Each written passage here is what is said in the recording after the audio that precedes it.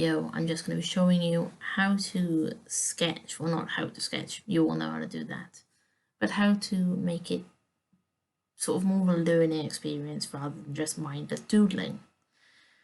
And the first thing I can tell you, and I've told you this time and time again, I know, I'm sorry, I sound like a broken record, is use reference.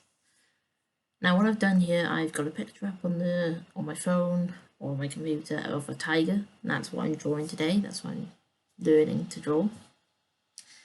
And the first step is to copy the reference, like directly just eyeball the thing and draw it.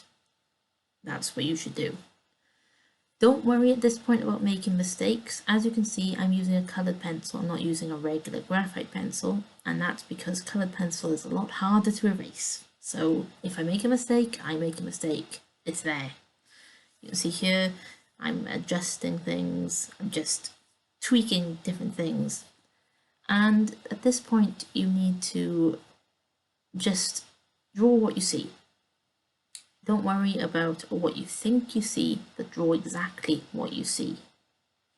It might not look fully right, it might not look exactly what you think like a tiger should look like, or a lion, or a horse, or a dog, or whatever.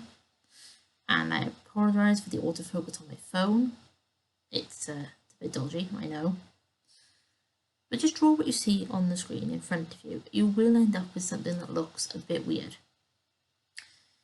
And the reason I say to follow what you see on the screen in front of you is because that way you are not using your brain, you're using your eyes. You're just drawing what you see, and that'll help you in the future.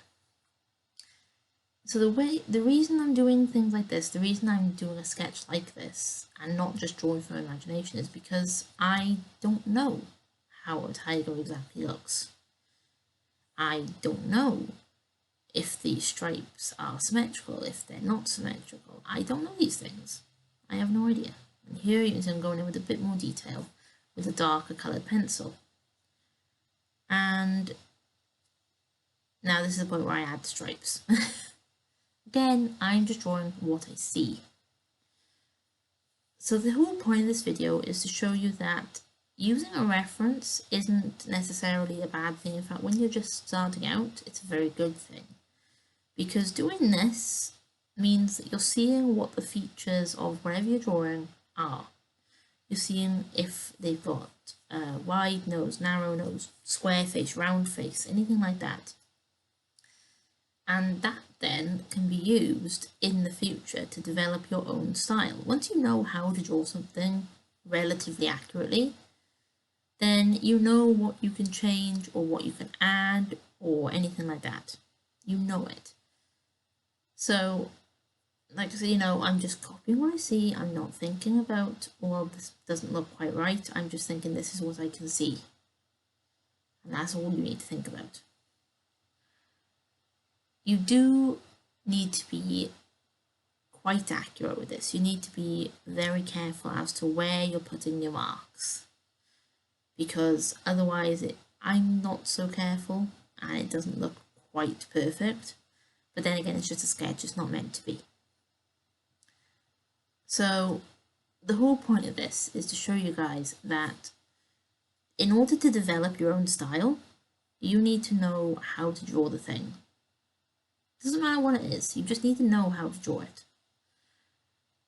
Now, tiger stripes should be symmetrical. I realise this. These ones are not symmetrical because I messed up. But that's okay. It's a learning experience. It's not supposed to be, completely perfect. So, once you've got your basic sketch down, once you're happy with it,